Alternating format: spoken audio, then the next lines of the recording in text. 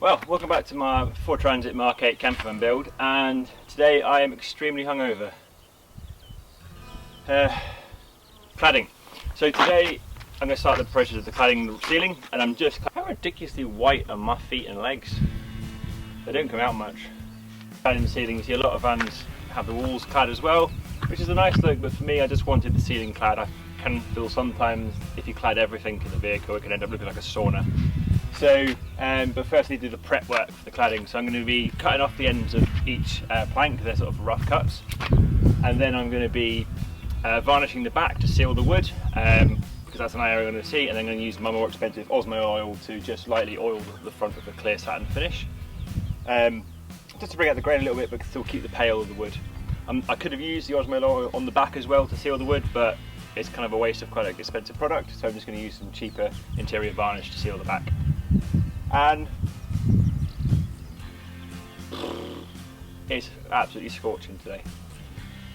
Right, time lapse of painting.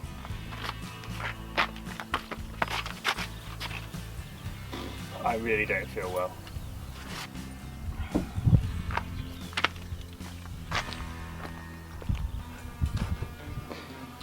So the cladding's quite a nice tongue and groove, it's about 8mm. Finished on the sides, on the front face, but the ends are pretty rough, so I'm going to cut all of those off on the miter saw before I start painting, varnishing.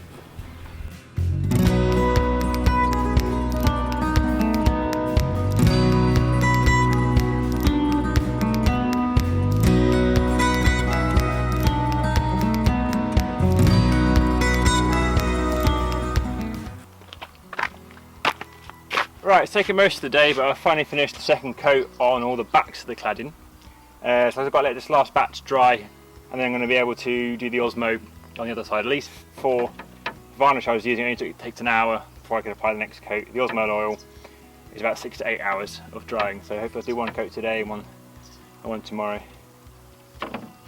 Now time to go clean up the paint roller.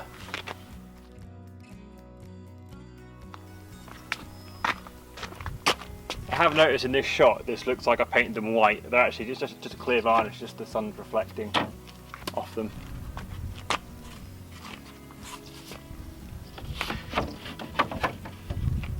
They have warped a little bit, but when they're all slotted together with the tongue and groove, it shouldn't be too much of a problem.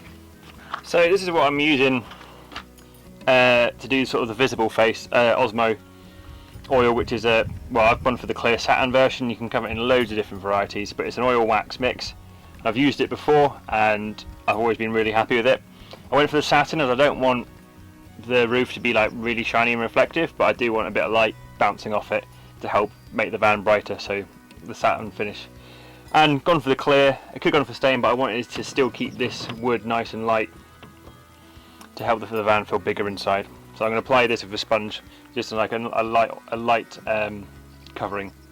First off, I need to turn all these over though, and do the untreated side. So I'll probably do the faces first, and then I'm going to come back later on and do the actual tongue and groove sections. Then the whole bit of wood should be sealed quite nicely.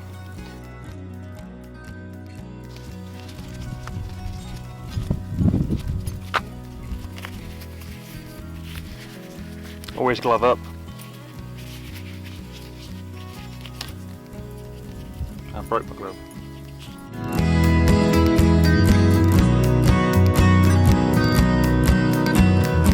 I was thinking if I get this sponge just really sodden with the oil, it should give it that nice little thin layer I want.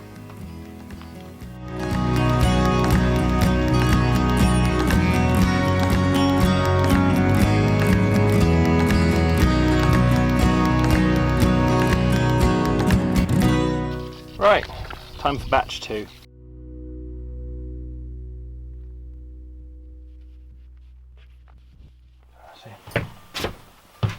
Right, cladding day. Today I've got some help from Chris, mainly because putting cladding up on the ceiling is going to be a real pain in the ass otherwise. So all of the wood's now been treated on both sides, Osmo Oil on the front face, and I've got some varnish on the back, so that's going to seal all the wood up. So any condensation whichever might form on this layer isn't going to soak into the wood and expand it and damage the ceiling.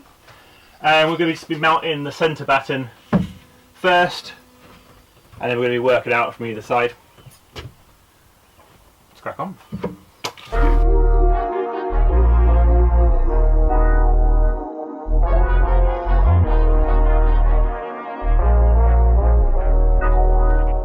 Hey, it looks front and centre. Yeah, that was not bad.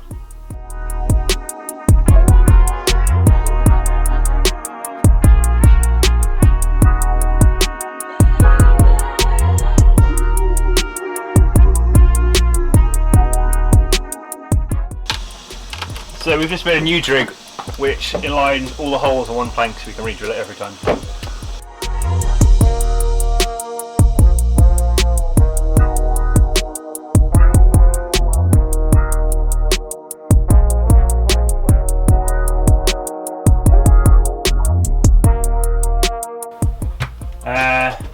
I'll get out. You may have noticed we have covered up the roof vent, mainly so we didn't have to cut these individually, and I'm just going to get a router and go around the inside and cut it.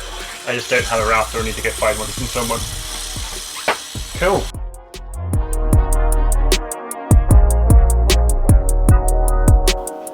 Right, let's see how well I can mount these on my own.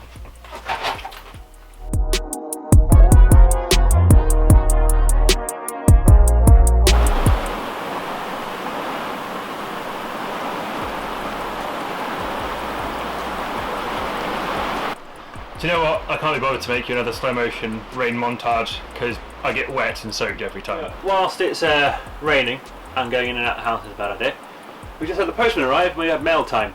So, a few little exciting things for coming up in the build. And just from Amazon, I have just had some of my water stuff turn up. So I've got two Seaflow 33 series pumps, which are a 12 volt pump which has 11.6 litres a minute, I think, or 11.3, something like that. 11.3 litres per minute. Pressure switch as well, which means when you open the pump, when you open the tap, the pump realises the pressure's dropped, so it pumps through. And I've ordered two of those, and I've also got two accumulator tanks as well, which sort of stop the juddering in the water. It sort of balances out the pressure at the end. The reason I've got two, and which you'll see when we get to that part of the van, is because I'm building a recirculating shower system, or a looping shower system. Simply put, it's an infinitely warm water shower, so I can have the shower running indefinitely. As long as there's electricity to use the pumps, I don't run out of hot water as such. So that's why I need two pumps for that, but you'll see about that when we get there.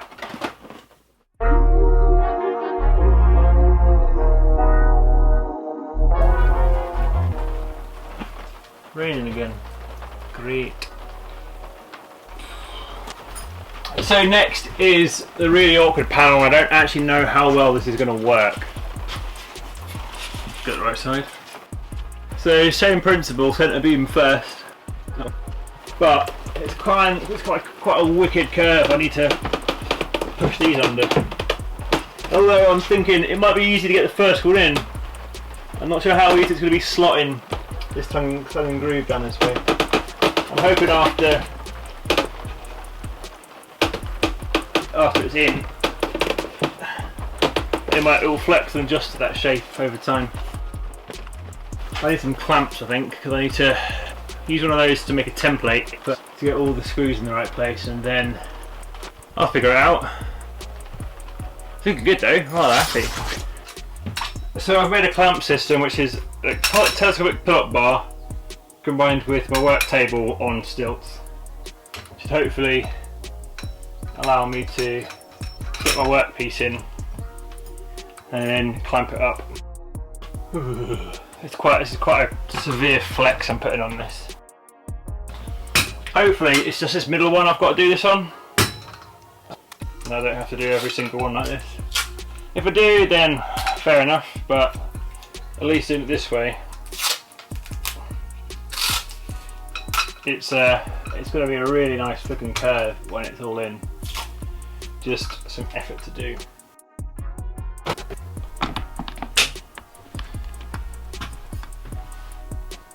Quite the curve, but now if I get the holes drilled, I should be able to hopefully put it back in that place. It doesn't seem under, after it's held in there, too much stress.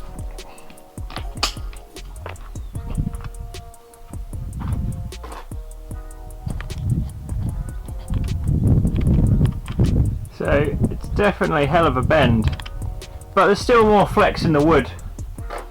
If it needed to go further, there's still a bit more in it. So I'm going to go for it and see how it works out. Right, so I'm to release this from the clamp since I've got all the holes planned out. Drill the holes. Make sure use some of those guides and then get them mounted.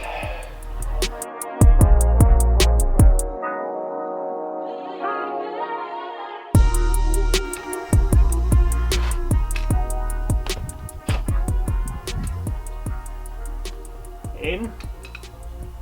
Alright, okay. Cool. Right, let's make some more. I think we're probably getting the clamps in place and then knocking the tongue into the groove is probably the best bet.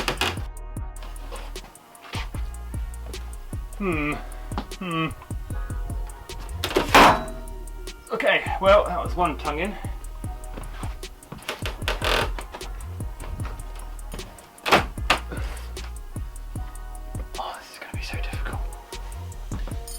So difficult.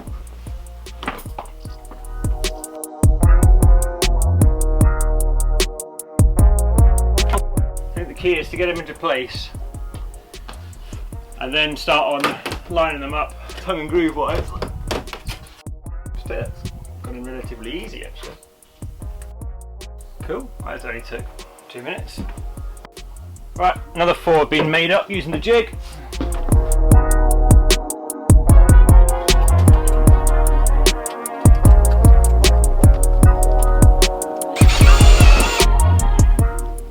Great, it's raining. Welcome back inside.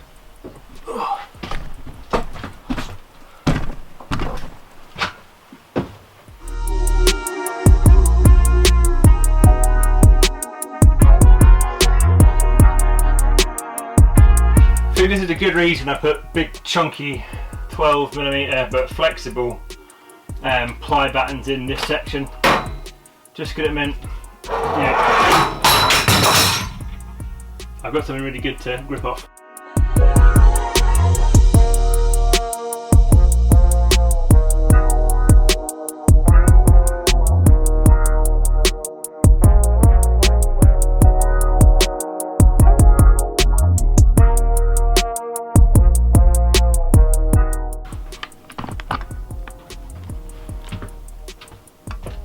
So this split off here. I think what I'll do is I'll just be able to, I mean this is all screwed in now, I was going to basically glue it back into place to make it look flush. So I'm just going to sort of paint it back in with wood glue on a stick.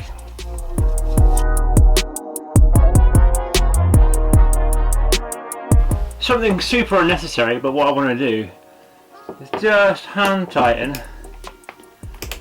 all these screw heads so they're all facing the right direction, same direction.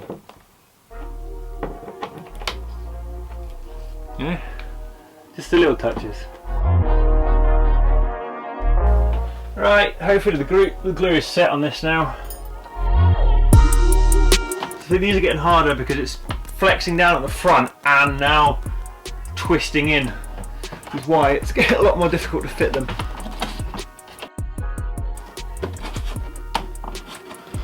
Oh, I think I surprised myself there when that went in.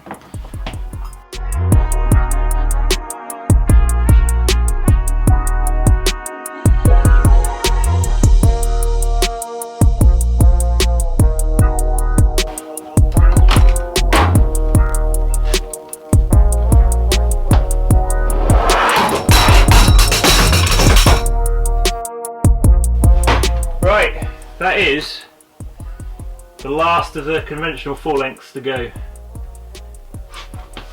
I think we'll be getting a few of these in but they're going to need some trimming down.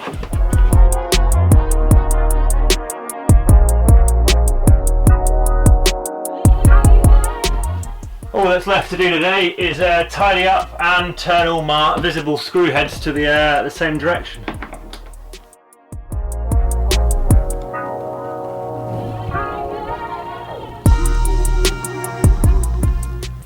I think on this curve, quite a few people are going to be quite sceptical on is this going to last or is it going to crack. And yeah, I'm interested to see how it pans out myself. I think I've done the best possible case for it lasting. Wood sealed on both sides. I put it in some sort of medium, just under 20-degree weather, so it wasn't too extreme on the expansion or contraction side. And there are gaps between behind the apex of the curve as well, so any expansion that way there is space for the wood to go, and these aren't all completely 100% butted up against each other. So hopefully it should last. If it doesn't, then I'll happily change it. It's not going to be too difficult, if I'm honest, to cut it off there if needed and just put a flat piece in, but at the minute the curve seems to be working really well. Hopefully it'll stay that way.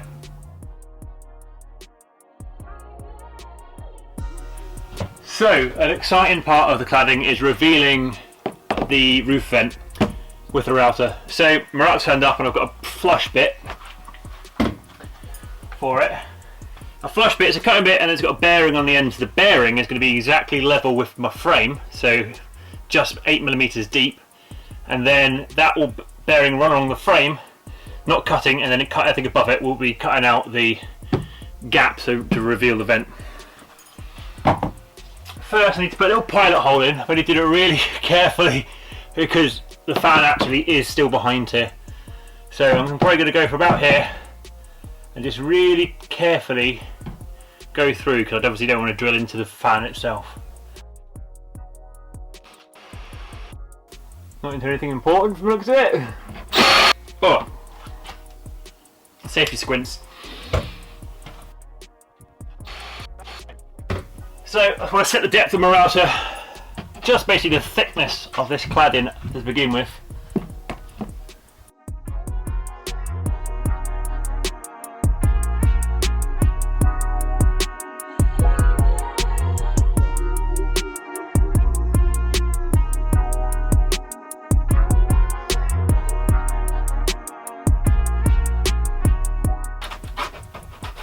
Bit of sanding, but